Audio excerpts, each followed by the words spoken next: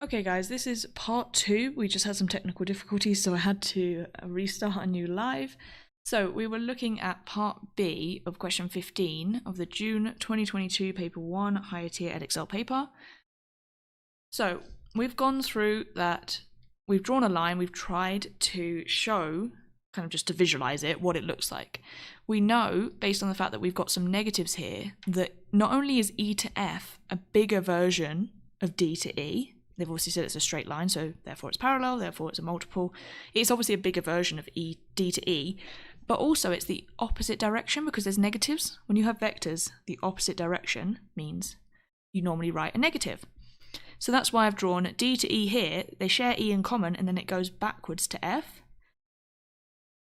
And you can see the little arrows I've drawn. So we actually want to know the ratio of the length. Now, the negatives don't really matter in terms of the length. If you think about the length of a shape, for example, you don't have a negative. It's just a number, isn't it? Just the length. The negatives only help us to kind of visualize what we've got going on here, because I think naturally you want to think it's in the order D, E, F, just because that's how they wrote it, and that's obviously alphabetical order. But it's not necessarily the case, especially not in this one. So all we need to do now is figure out, we obviously have D to E as a vector. We want to know the vector of D to F. Oh, why is my pen so big? So D to F,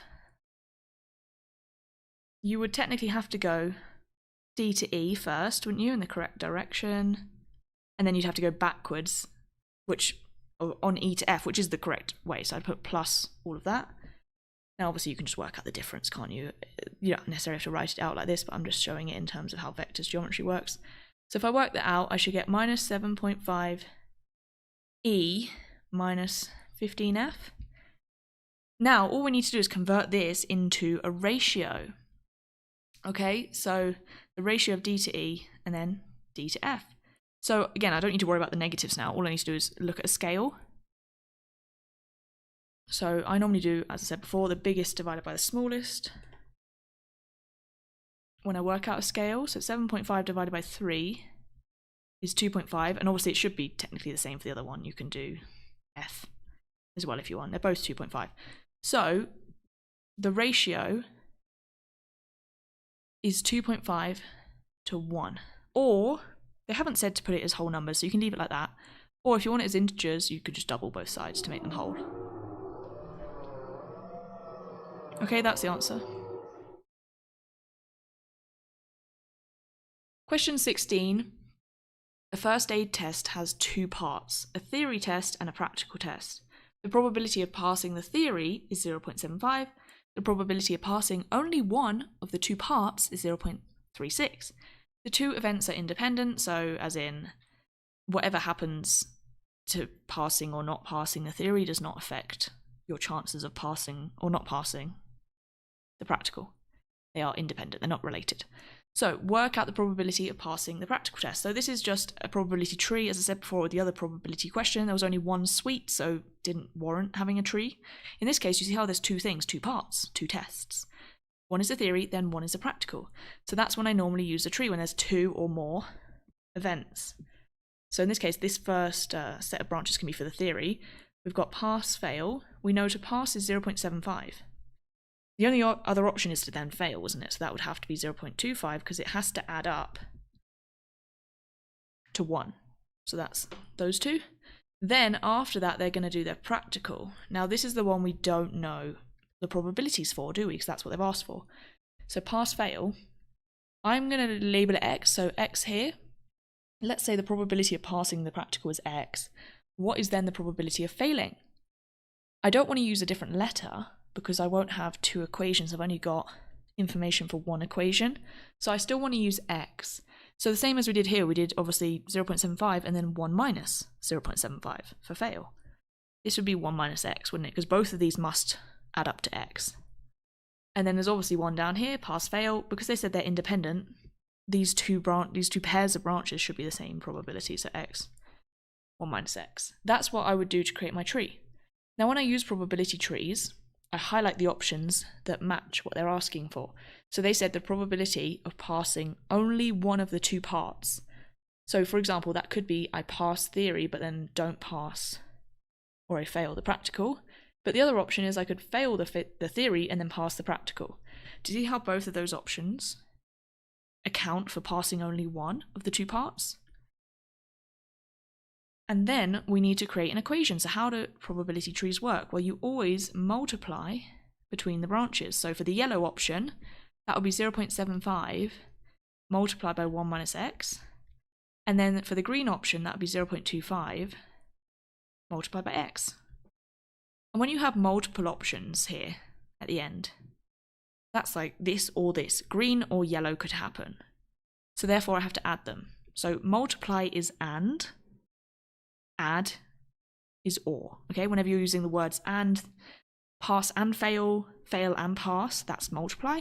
Whenever you're using the kind of or section, you've got either I could pass or and fail, or I could fail and pass. See how that's add. So that's my equation, and that is what equals the 0.36.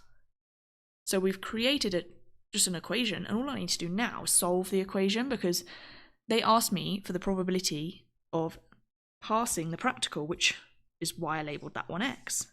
So all I need to do is then just solve this for x. Okay, so I'm going to expand these. So I've got 0.75 minus 0.75x plus 0.25 x equals 0.36. Collect the like terms. So minus 0.75 plus 0.25 is going to give me minus a half x or minus 0.5x. Now, because that's negative, I'm going to actually move it across. So I'm going to add it, and I'm going to take away the 0.36 to get that together with the other number.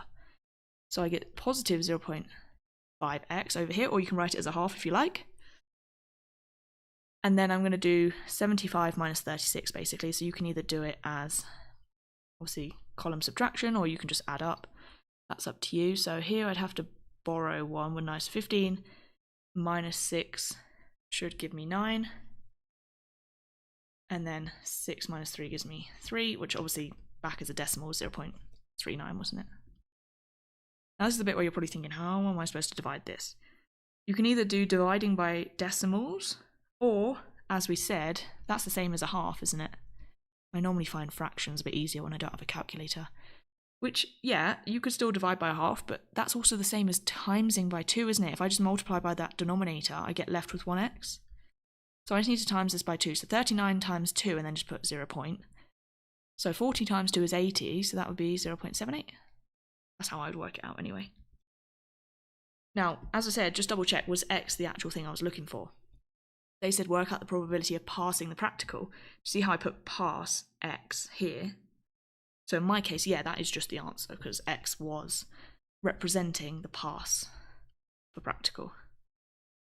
So my answer is 0.78 for 4 marks.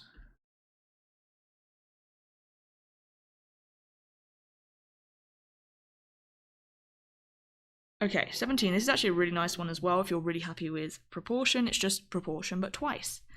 So y is directly proportional to the square root of t, and then they obviously have to give you a matching pair.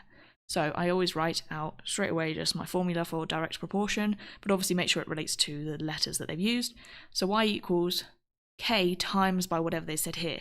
It's not just t, it's the square root of t. So just remember that. Then I use my matching pair. Make sure you sub them in the correct way around. We have to work out what k is, don't we? It's just a number.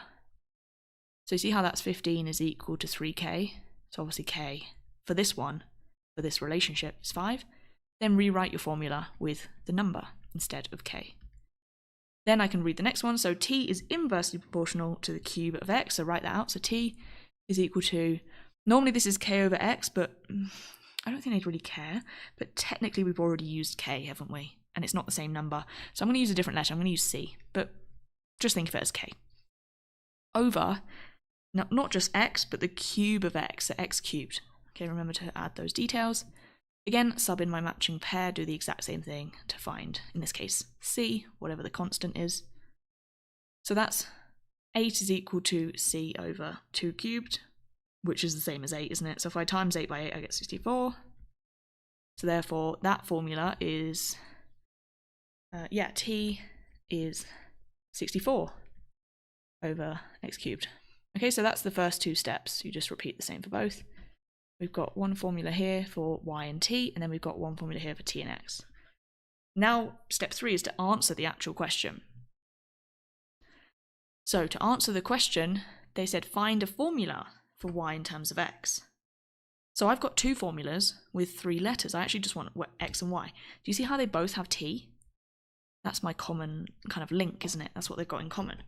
So what I can do now is just take the one where t is equal to 64 over x cubed and replace or substitute it in to the other one. So that's the same as y is equal to 5, and then the square root of all of this, 64 over x cubed. Do you see how now this is a formula for y in terms of x? There's no t, it's just y and x. Now the last thing we need to do is that it does say give your answer in its simplest form. So what I am going to do is square root what I can in the fraction. Obviously 64 is a square number, so that can become 8. I can't square root x cubed though, so I'm going to leave that as square root of x cubed. And then the last thing I could do is multiply by 5, because that's a whole number, it just multiplies the numerator. So my answer would be y is equal to 40 over the square root of x cubed. Okay, that's it. That's literally all you need to do. 4 marks. So that's a really straightforward proportion one, but it was just like you had to do those steps twice for each relationship. Okay, question 18, we've got some indices. So work out the value of 5 and 4/9 to the power of -1/2 times 4 2/3 over 2 to the power of -3. So we've got mixed numbers here, which is really annoying, to be honest. So I'm actually going to convert them all into improper fractions. So we do that by timesing the whole number by the denominator. So 5 times 9 is 45, plus the remainder 4, which is 49. Hopefully those numbers look a bit nicer now.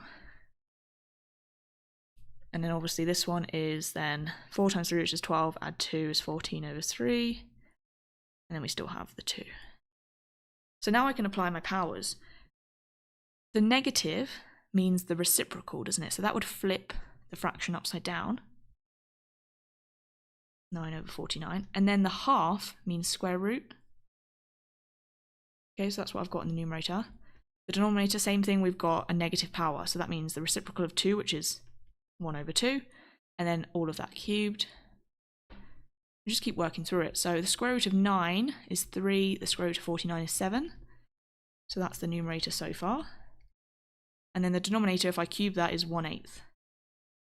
Now I'm going to multiply across in my numerator. If I multiply across, technically these 3's cancel, don't they? If you're timesing by 3 and then dividing by 3, just cancels, which gives me 14 over 7 over 1 over 8. 14 over 7 does actually simplify to just 2, isn't it? 2 over 1/8, which, if you do keep flip change, you've got 2 times, technically 8 over 1, which is the same as 8, isn't it? So your answer should be 16. Again, if you're happy with negative fractional indices, this should be fairly straightforward, and obviously working fractions as well. Question 19, we've got an algebraic fractions one, what we need to solve. So solve 1 over 2x minus 1 plus 3 over x minus 1 is equal to 1. Give your answer in the form p plus or minus root q over 2, where p and q are integers. Now this is the interesting bit. This bit here is telling me how my answer will be. Now, just from experience, I already know that I'm going to end up with a quadratic. Not only because of this, but because of these denominators. So I know that when I rearrange this, I'm going to get a quadratic. Now, normally when you try and solve a quadratic, what you try to do is factorize. That's kind of the first port of call, isn't it? But when you can't factorize, then you use quadratic formula, which is where this format comes from. Now, you could also complete the square. That's fine. So I already kind of know that by looking at all these details. So let's actually just start. What I would do is I would cross multiply to get rid of the denominators. So I need to multiply. I normally do it in 1 step. You can obviously do it in 2 steps. So I'm going to multiply every term. There's 3 terms here, right? By both denominators. So if I multiply the first term by 2x minus 1, that just becomes 1, doesn't it? Actually, let me do it in 2 steps so you can see. If I multiply the second term by 2x minus 1, that's in the numerator over x minus 1. And then if I obviously multiply the other side is just 2x minus 1. Then I'll do the same with x minus 1. If I multiply the first term, that obviously becomes x minus 1. If I multiply this second term, then it just cancels the denominator, doesn't it? That's the whole point. And then if I multiply the third part, that's where I get my double brackets, which is why I knew I was going to end up with a quadratic, because that will expand to be a quadratic. So now we expand everything, x minus 1 plus 6x minus 3. And then on the right, 2x squared minus 2x minus x plus 1. Just make sure you've got all your symbols correct. Now, because I've got a quadratic, that's the highest power of x, so I've got a quadratic overall. I know that I need to get everything on one side of the equation with 0 on the other. So actually, let me simplify it first. Collect the like terms. So 7x minus 4 is 2x squared minus 3x plus 1. Okay, yeah. So I'm going to move everything to the right just because that's where my x squared is obviously already positive. That's how I tend to choose. Doesn't really matter though which side you move it to. So I'd have to minus 7x. So minus 3x minus 7x is minus 10x, and then plus 4. So 4 and 1 is 5. So I've got my quadratic. Now, this is the point where normally I would think that I need to factorize. But because they've already told me to give it in this format, not only is it telling me that I probably can't factorize, but also that I shouldn't. So I'm going to use the quadratic formula. You could complete the square and solve it that way if you prefer. You might be thinking, how am I supposed to use a quadratic formula without a calculator? We're just going to sub in the numbers and then simplify it. Obviously, you're not going to get a decimal answer. You're going to get an answer like this, so don't worry about actually working out a decimal. Obviously, the quadratic formula is on your formula sheet, so have a look at that.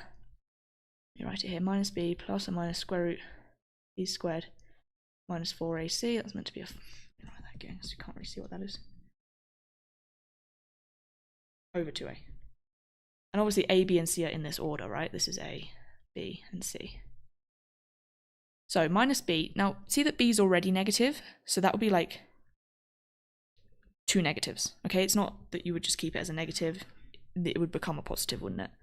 Plus or minus the square root of b squared minus 4 times 2 times 5 all over 2 times 2. Okay, and now I'm just going to simplify this, basically. So, as I said, that will become positive 10 at the front. Just remember that when you're squaring a negative, it becomes positive. So that's 100, isn't it? Positive 100. Minus, and then 4 times 2 is 8, times 5 is 40, so minus 40 over 4. Okay. So 10 plus or minus root 60 over 4. All right. Now, that looks like the answer, but just double check. Just be really careful with the details. Come back here. Do you see how their denominator is 2 and my denominator is 4? So that's telling me I still need to do more. Now, this is where it actually overlaps with surds. I need to simplify this surd. So 10 plus or minus. Now, when you simplify surds, you split them into 2 factors, but one of them has to be a square number. So that's 4 and 15 in this case, isn't it? 4 is the square number. Over 4, obviously then you can square root the square number. So you see how I get 2 root 15 over 4. And then, because out of my 3 terms, 10, 2 root 15 and 4, obviously the root 15 is a surd, so kind of ignore that. Just look at the whole numbers, 10, 2 and 4. They all can be divided by 2. You can only simplify a fraction if all the terms can be divided. So that would give me 5 plus or minus just root 15 over 2. That's actually what they want. 4 marks.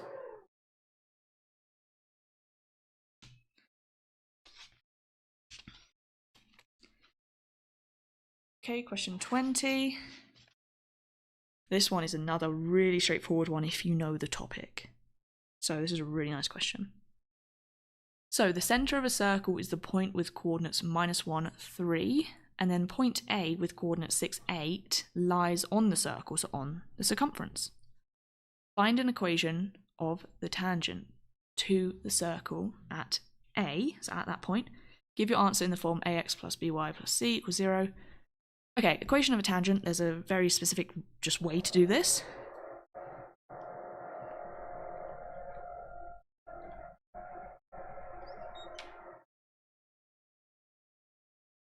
Tangents are just straight lines, aren't they? So we're going to get y equals mx plus c, and then at the end we'll deal with the format that they want. Don't worry about that for now. So what I need to know about my tangent is the gradient and the y-intercept. We always do the gradient first. Now the gradient is change in y over change in x, so you need two sets of coordinates on the tangent. Now the problem is I only know point A on the tangent. I don't have two sets of coordinates, for the tangent at least. So I need to kind of go back a step. But I do know the coordinates of the centre of the circle and then some coordinates on the circumference. If you were to join a line between the centre and the circumference of a circle, that's the radius, isn't it? That is the radius. So you're going to work out the gradient of the radius first. You always do this. If this is the question, you always do this. So change in y, I'm going to do the biggest minus the smallest, and then obviously match it up vertically, so 6 minus 1 over change in x, so that's 5 over 7. Okay, leave it as a fraction. That's good. Now, if you think about circle theorems, what's the relationship between the radius and a tangent? Well, it's always 90 degrees. It's perpendicular, isn't it? So then think to your topic of perpendicular lines. How do I convert the radius gradient into a perpendicular gradient? Well, that's the negative reciprocal. So if it's positive, make it negative. If it's already negative, make it positive again. And then reciprocal is flip the fraction. So that's my gradient for the tangent. That's how you'll work it out if you get this question. Work out the radius first, then negative reciprocal. Okay, now I can carry on as just normal with my straight lines.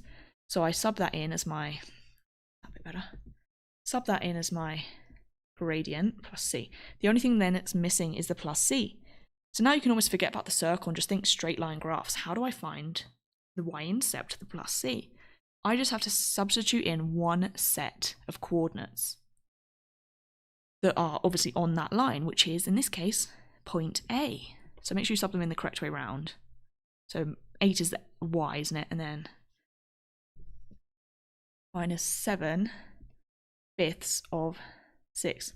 Now, this is quite easy. It's just the fact that there's fractions. That's kind of the bit that's making it harder, which is why I guess it's towards the end of the paper. We need to know how to work out the fractions. So, as I said before, if you've got a whole number times by a fraction, that whole number just affects the numerator because technically it's 6 over 1, isn't it? So if I were to multiply that, I would get minus 42 at the top and then over 5. Now I need to move that across to solve for the plus c. So I need to add 42 over 5 to 8, which means I'm going to want to know 8 as a fraction. When you add fractions, they have to have the same denominator, don't they? So currently, again, whole number, just put it over 1. I want to make it have the same denominator, which is 5. So, whatever you do to the top, that's a horrible arrow. You do the same to the bottom. We've obviously times that by 5. So times the top by 5, which is 40. So you see how I've got 40 over 5 plus, I'm obviously going to have to add it to move it across, 42 over 5. That gives me 82 over 5. Oh, equals c. Okay, so just be careful you know how to do fractions without a calculator. Then I just rewrite it as my whole equation of the tangent, which is minus 7 fifths x plus 82 over 5. So that is the equation of the tangent. Now the last thing though is that they have said this format, haven't they? That's the thing we need to now figure out. Don't know if you've seen this before. It's almost more of an A-level thing, but normally they write this if you have loads of fractions in your equation. They won't do this if there's already whole numbers, right? So you see how we've got everything over 5. So I want not only a, b, and c are integers, which means I need to make everything, all the coefficients, whole numbers, but I also want everything on the left-hand side and equal to 0. So this is just a case of rearranging. So first, might as well move all to the left. So I'm obviously going to add the x. I put x first, so I'm just going to write it in the same order. And then I have to take away the 82 over 5, don't I? So that's already all on the left. Now the last thing I want to do is get them all whole numbers. Luckily, do you see how they both have a denominator of 5? So I just need to cancel that out. If they have different denominators, normally they will choose, well, normally they'll choose either denominators that are the same number, which is easier, or maybe they'll choose like multiples, so like 2 and 4, or 3 and 6, or something that is a multiple. So just multiply by the biggest denominator you have. Hopefully that will cancel out. So that obviously becomes just 7x. Remember that you do have to multiply the y, so that becomes 5y, and then this is minus 82. Now that is the format that they wanted. Okay, so it's normally when if you have fractions, they might ask you to do that. If they don't ask you to do that, then this answer is fine. If they haven't asked, just leave it like that. Okay, this is our last question. This is actually one of the questions that I put on another video I've done, which is not a live, just an actual video, which was on the hardest trig questions. So you can also go and have a look at it in that video if you like. I can link that below. You might be thinking, why is it trig when there's circles? But we'll get into that. So the diagram shows 3 circles, each of radius 4. So they're all identical circles, they obviously overlap. The centers of the circles are A, B, and C, such that ABC is a straight line. So they're like level, aren't they? They're level to each other. And obviously AB is equal to BC, which is the 4 centimeters. Work out the total area of the 2 shaded regions. Obviously give your answer in terms of pi, because this is non-calculator. So, what we need to do here, it's quite a niche question. It's one of those wildcard questions, which I think is the hardest question probably on all 3 of these papers.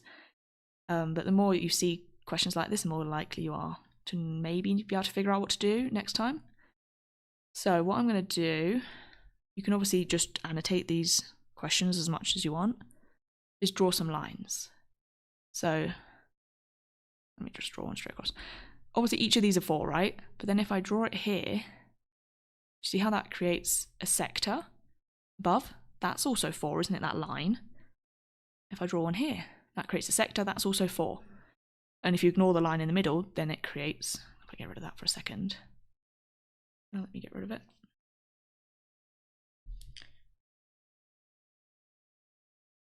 If I get rid of this, that's a big sector, isn't it? It's a bigger sector. Okay. We could work out, because these shaded areas are like they're just really odd shapes. So I think of it as a cutout. I want to work out the area of the whole circle, circle B, and then subtract the 2 white bits here, which, how can I split those up? Well, this bit I can make into a sector, which is the exact same as the opposite side. And then you see how I've got these 2 segments? If I could work out the area of this white kind of oval type shape and then double it, I could subtract it from the whole circle, couldn't I? So it's quite a lot to keep up with. This is obviously a 5 marker.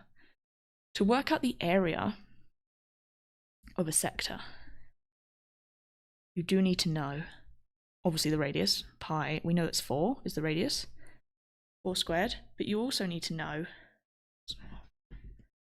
try and rewrite that there. You also need to know this angle. Now, how do I know what that angle is? Well, this is where I can create triangles. As I said, if I draw a line here, try and imagine I've drawn that straight, and then if I draw a line here, and then if I actually connect that up as well to C, because of how the triangles overlap, obviously I know that's 4, we've already said that this is 4, but look at circle C, now because of the way the circles overlap even, see how all of those are 4, which makes it an equilateral triangle, which in turn makes all of the angles 60. And then, do you see how, because before I put a line through it, obviously that's 60, and that's 60, so the total, try and draw it sideways, is 120. Now you could obviously do it as separate segments, you could half it and do half segments, that's also fine. I'm just going to use the big segment. So, I need to find an expression for this. That's 16 pi times by, this simplifies to 1/3, which, unfortunately 16 doesn't divide by 3, but that's fine, we can leave it. You don't need to work out decimals, right? This is obviously non-calculator. So that is the area, let's see if I can shade it in, of this segment. Ooh. Which would obviously be the same on the other side, like on this side if you had the same segment. So now all I need to do is work out the area of these of this sector. I need to work out the area of these segments. So this bit and this bit, isn't it? Okay, so I'm going to look over here.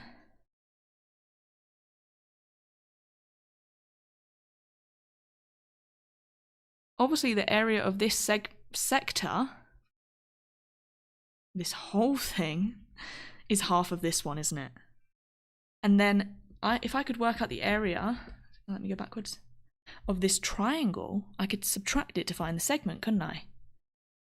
So area of the triangle, right? Now this is where we need to use trig, because obviously I don't have a perpendicular height. I'm going to use the half AB sine C. It's on your formula sheet. Okay? Obviously A and B are just 4, and then we know the angle is 60. So that's on your formula sheet, the trigonometric area of a triangle. I think you could work out the perpendicular height other ways and then use SOHCAHTOA, but I feel like that's going around the houses. Now obviously sine C is one of those values you're supposed to know, isn't it? You need to memorize, so that's where that comes in. So half times 4 is 2, times 4 is 8, so we get 8 multiplied, and then sine 60 is root 3 over 2. So that gives me 4 root 3. That's the area of the triangle, okay? To find the segment, this is quite complex, I realise, but it is the final question.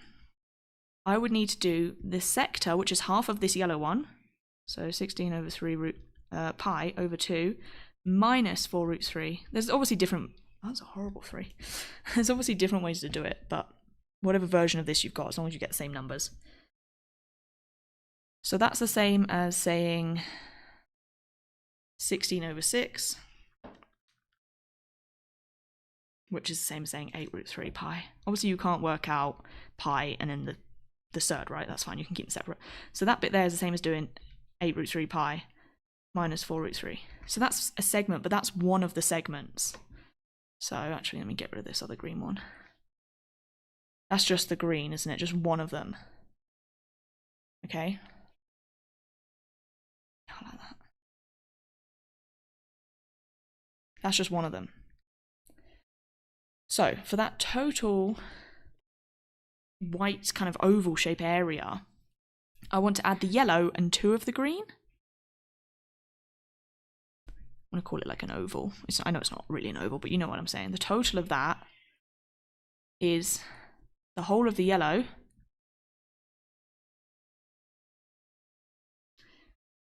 plus 2 of the green, or however way you've worked it out.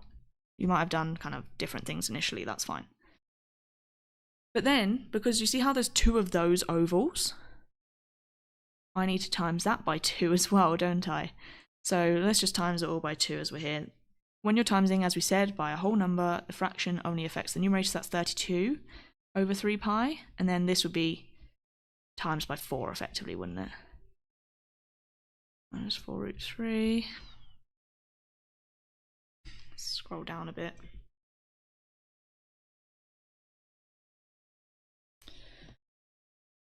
Oh, we're almost there, I promise.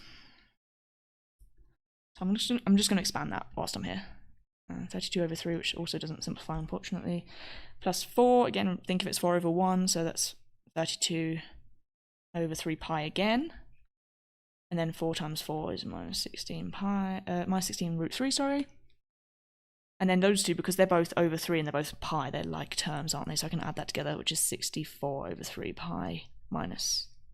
Okay, now that's the oval, the 2 ovals. Let's have a little look again. That's the 2 ovals, okay? The 2 ovals, the 2 white bits. As I said before, my initial point was that I wanted to work out the whole of circle B, which is that center circle, and I wanted to subtract the 2 ovals, the 2 white bits. So the last 2 steps is I need to work out the area of the whole circle, which is obviously just pi r squared, and then subtract this answer that I've got here. So we're almost there. Area of B as the circle is obviously 16 pi, because that's 4 squared times pi. And then the last thing is, so I'm going to scroll this down so I can write on the white bit below. So the shaded region is the whole circle, which is 16 pi, minus all of this other bit. And then just be careful with your negatives and such. So 16 pi minus 64 over 3 pi, we need to obviously, they're like terms, we need to make that 16 over 3, so I need to times it by 3, which is 48 over 3 pi. That's the same as 16 pi. Minus 64 over 3 pi. And then, do you see how this 16 root 3 would actually become positive? Just be careful with that. becomes positive. And then the last thing I need to do is subtract these. So 48 minus 64 is 16 over 3. Minus 16 over 3 pi. That's the most simplified you can get. You can't work it out beyond that because it's obviously non-calculator. So my answer, I'm just going to write it the other way around so the negative is second, but same thing. 16 root 3 minus 16 over 3 pi should be your final answer. And that's 5 marks. So yeah, that one's really tricky. Well, obviously all of the numbers are tricky to work with, and the fractions and the pies and the roots and all that. But also just kind of figuring out all the different shapes, that's quite hard to keep track of. Okay, so that's the last bit, question 5. There, you can see all of that. So that is everything on the June 2022 paper 1 Edexcel higher tier. Obviously this was non-calculator, as I said. Sorry again that it had to be 2 parts. For some reason we had some kind of issues with the whiteboard halfway through. Hopefully you found both parts, and I will link in both descriptions the topics that we've gone through here, any videos of mine that I think are relevant if you want to practice any of these topics in, more detail, or you just want to go through more questions. I will link anything relevant in the description below as well. On Wednesday, we will be going through the same June 2022 series. Obviously, we're going through paper 2, and then on Thursday, we'll go through paper 3.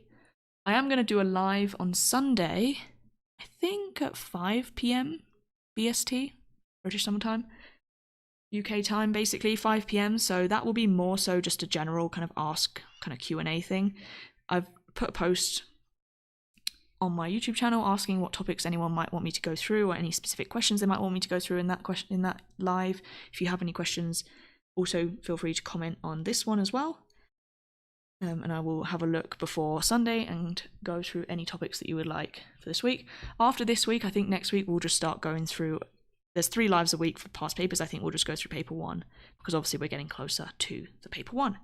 Once you've done paper 1 in May, we'll then do our lives on papers 2 and 3 because those are a bit of a mix of both calculator, aren't they? So hopefully you found this helpful. Please leave down below any questions or comments you have, or on the part 1, that's also fine. And I will see you on Wednesday.